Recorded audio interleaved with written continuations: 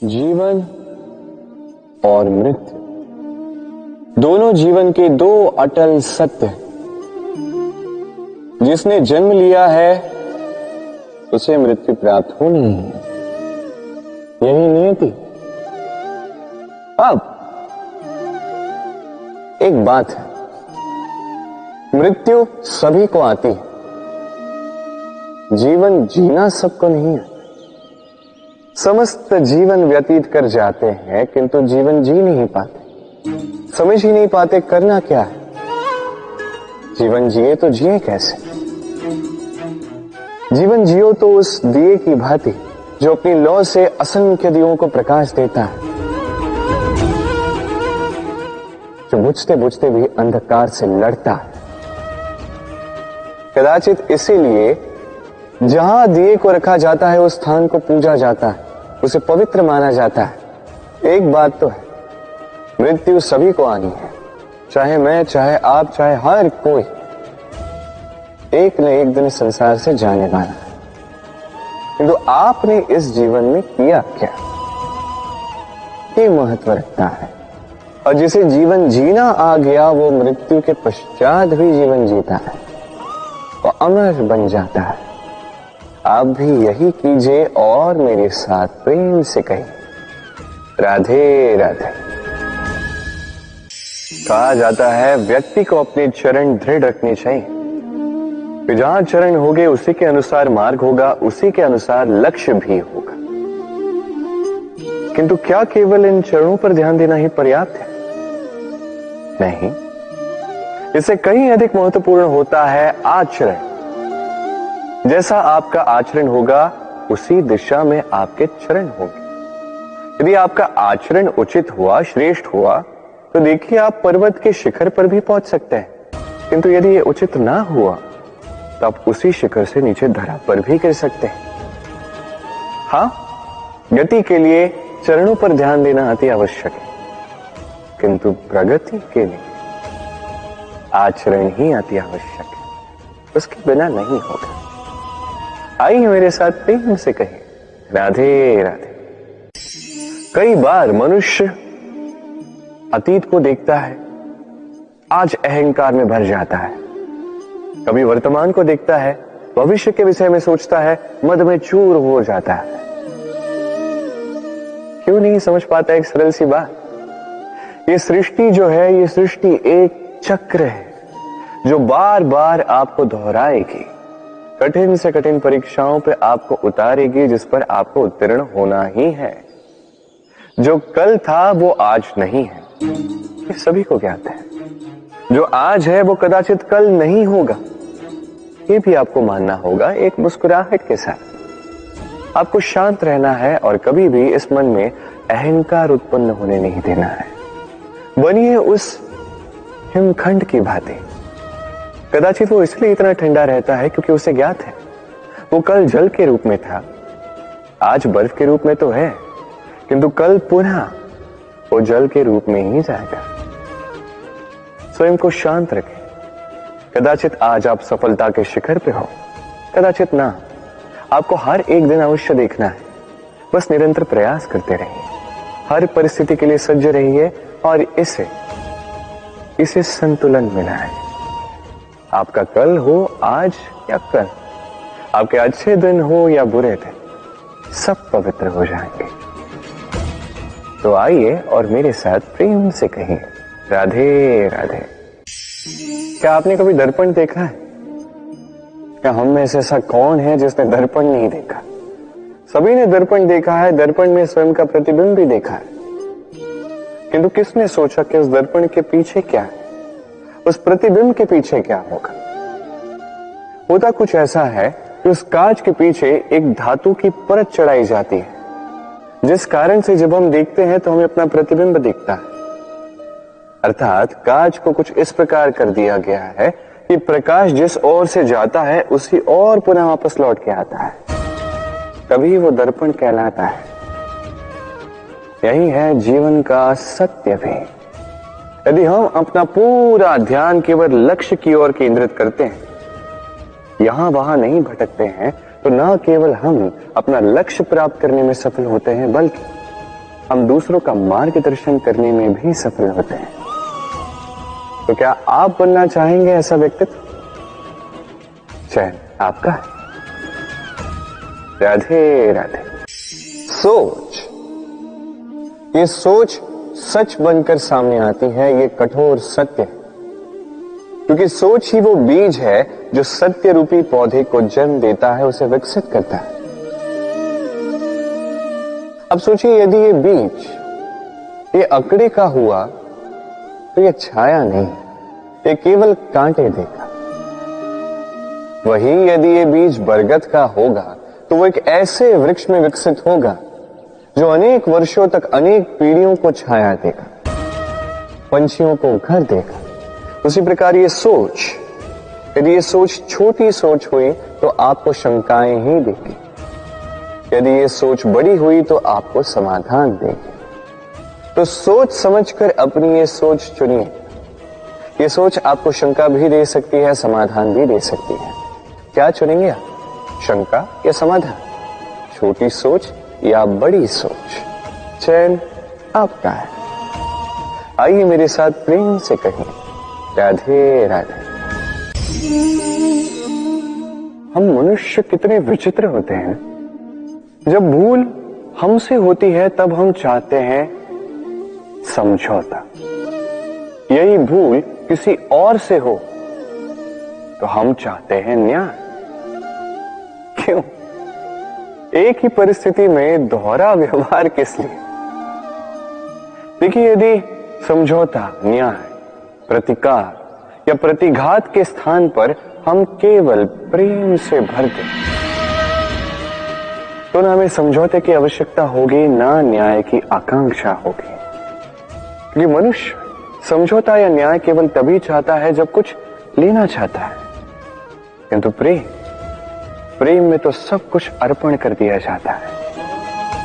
स्मरण रखिएगा, सबसे बड़ा समझौता और सबसे बड़ा न्याय केवल प्रेम ही है। तो आइए और इसी प्रेम के साथ कहिए, राधे राधे। कुछ पाते हैं, कुछ खोते भी, कुछ स्वप्न साकार होते हैं, कुछ लक्ष्य अधूरे भी छूट जाते हैं।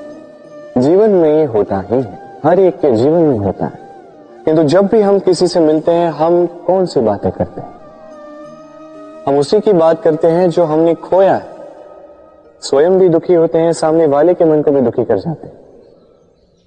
इससे कुछ विपरीत करने का प्रयास कीजिए, सकारात्मक बनने का प्रयास कीजिए। ध्यान उसी पर दीजिए, स्मरण केवल उसे ही कीजिए, महत्व उसी को दीजिए जो आपके पास है।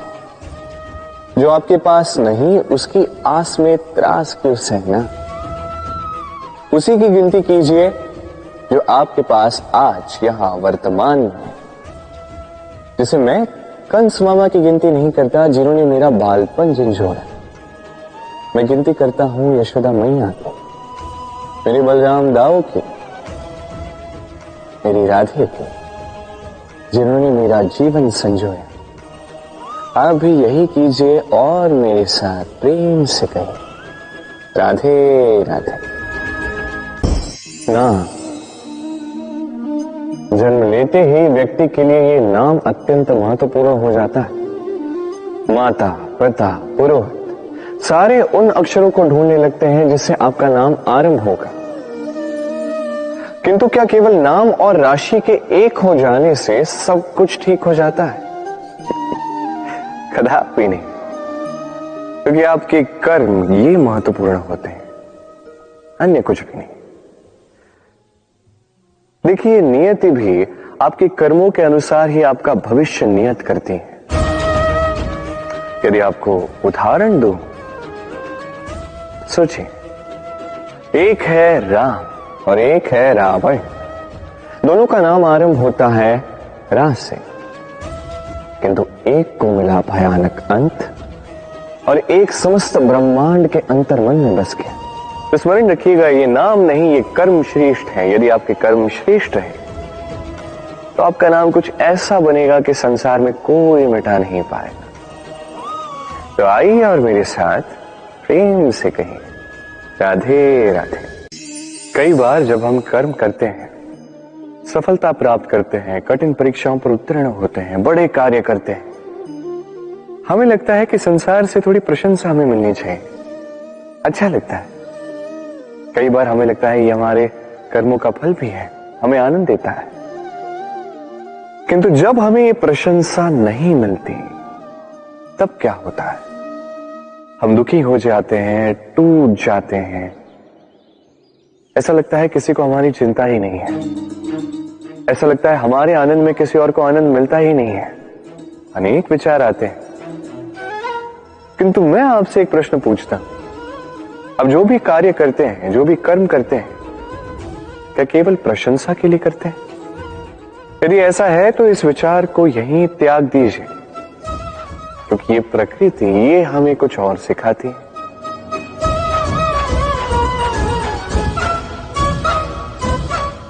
इस पुष्प को देख लीजिए,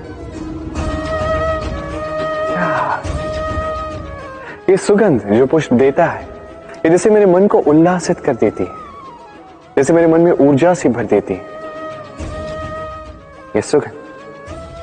किंतु विशेष बात तो यह है कि पुष्प को यह कार्य करने के लिए किसी प्रशंसा की आवश्यकता नहीं है।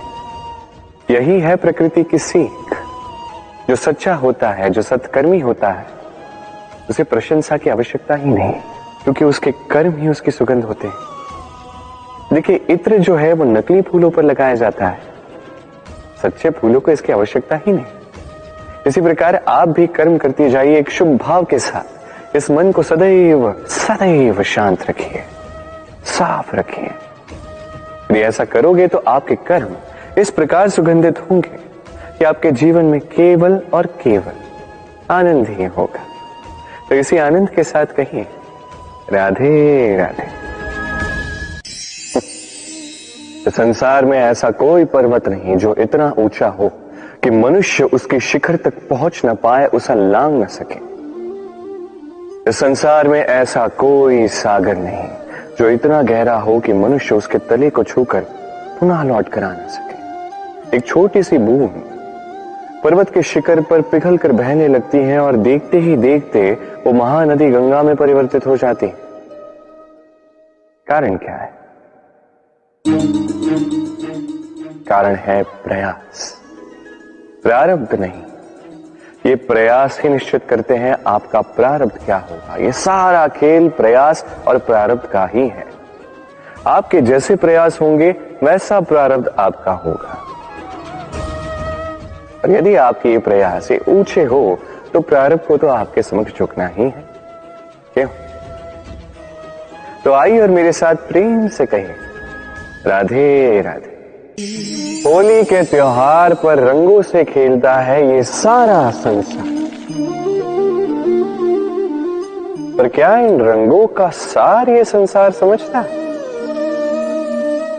कभी देखिए, एक चिंतित मुख केवल रंग का स्पर्श पाकर ही आनंदित हो जाता है। होली पर हम क्या करते हैं? पुराने को भस्म करते हैं और नवधान का स्वागत करते हैं। शिशिर समापन कर एक सौंधी, एक नई ऋतु का स्वागत करते हैं। चिंताओं को भस्म कर आशाओं का नया रंग स्वयं पर चढ़ाना, स्वयं को आनंदित करना, यही तो है होली। अब होली की एक बात है, दो रंग एक साथ नहीं चढ़ सकते। एक रंग उतरेगा तो ही दूसरा चढ़ेगा। और एक प्रश्न भी है, कौन सा रंग उतारा जाए और कौन सा रंग चढ़ाया जाए? यदि आपको उदाहरण दूं, लोभ का ये रंग, ये जब तक चढ़ा रहेगा आनंद का रंग नहीं चढ़ सकता, जो हुआ द्वारका वासियों और श्यामंतक मणि के मध्य। भ्रम का ये रंग जब तक चढ़ा रहेगा सत्य का रंग नहीं चढ़ सकता, जो हुआ रुक्मिणी के साथ। और ईर्ष्या का ये रंग जब तक चढ़ा रहेगा प्रेम का रंग चढ़ ही नहीं सकता, जो होता है आपके मेरे हम सब के साथ। तो आइए साथ मिलकर होली मनाते हैं, इन सब पर हम विजय प्राप्त करते हैं। अंधकार पर प्रकाश का, भ्रम पर सत्य का, ईर्ष्या पर प्रेम का और लोग पर आनंद का ये सुंदर सा रंग चढ़ाते हैं। शत्रुता, घृणा, ईर्ष्या, इन सब का त्याग करते हैं और सबका सखा बन जाते हैं और प्रेम से कहते हैं होली है। हाँ, वो तो हम अवश्य कहेंगे। राधे राधे। संसार में कई बार ऐसा होता है, हम बड़ी समस्या में होते हैं, विपदा में होते हैं, और वो लोग जो हमारे समीप होते हैं, हमारे अपने होते हैं, वो हमारा त्याग कर चले जाते हैं। हम ऐसे में दुखी हो जाते हैं, निराश हो जाते हैं, फिर स्वयं चलकर उस समस्या से बाहर आते ही हैं। अब परिस्थिति चाहे जो भी हो, वो लोग जिन्होंने ऐसे समय पे आपका त्याग किया, उनसे क्रोधित होना, उनसे रुष्ट होना, ये अनुचित है। मैं तो कहता हूं कृतज्ञ रहिए। मैं तो कहता हूं उन्हें धन्यवाद कहिए कि उन्होंने ऐसे समय पे आपका साथ छोड़ा जब आपको उनकी सबसे अधिक आवश्यकता थी। क्योंकि या तो उनको विश्वास था कि आप स्वयं इस विपदा से बाहर चलकर आएंगे, या तो उनके त्याग के कारण आपने स्वयं का प्रोत्साहन बढ़ाया, स्वयं की शक्ति बढ़ाई और स्वयं उस आग से चलकर बाहर आए। अपने बुरे समय को आपने अपना अच्छा समय बनाया। अंत में आप और शक्तिशाली हो जाते हैं और श्रेष्ठ हो जाते हैं, और यही तो आपकी विजय है, जिसका कारण है उनका साथ छोड़ना। तो उन्हें धन्यवाद कहिए और मेरे साथ प्रेम से कहिए राधे राधे। धन किसी के लिए मोह है तो किसी के लिए मान, किसी के लिए भाग्य है तो किसी के लिए कर्मों की इच्छा है। देखा जाए तो ये धन कहीं ना कहीं मनुष्य के लिए अत्यंत आवश्यक भी, और इसलिए मनुष्य जो है अपना समस्त जीवन व्यतीत करता है इस धन को अर्जित करने। अनेक मनुष्य ऐसे भी होते हैं जिनका समस्त जीवन इसी धन में बीत जाता है। हर एक मनुष्य प्रयास करता है कि वो धनी बने, अधिक से अधिक धन अर्जित कर सके, संपन्न बना रहे। और ऐसा क्यों ना?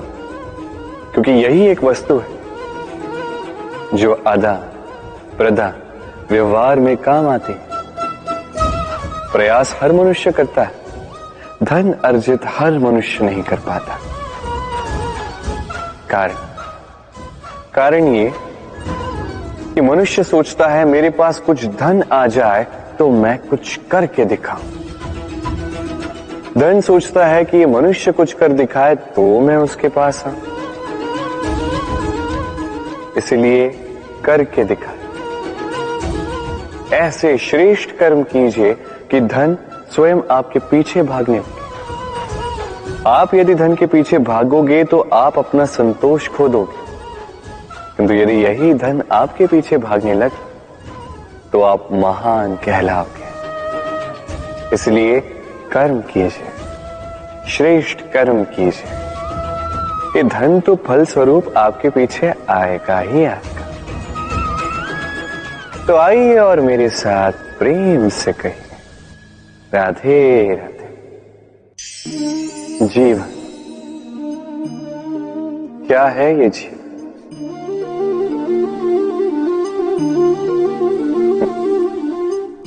ये प्रश्न सबके मन में आता है। सबका मन इसी प्रश्न से चिंतित रहता है क्या ये जीवन? इसका उद्देश्य क्या है? करे क्या इस जीवन में? क्या ये जीवन कुछ पाना है या ये जीवन कुछ खोना है? क्या ये जीवन वो है जहां हमें परमात्मा के पीछे जाना है या हमें स्वयं को अपने सपनों के पीछे दौड़ाना है? क्या है ये जीवन? ये जीवन अत्यंत सरल है, एक शांत जल की भांति है, एक दर्पण की भांति है। ये जीवन है ठीक एक दर्पण की भांति। दर्पण क्या करता है? आपको वही दिखाता है जो आप करते हैं। आप मुस्कुराकर दर्पण में देखिए, दर्पण आपको आप ही का मुख दिखाएगा मुस्कुराते हुए।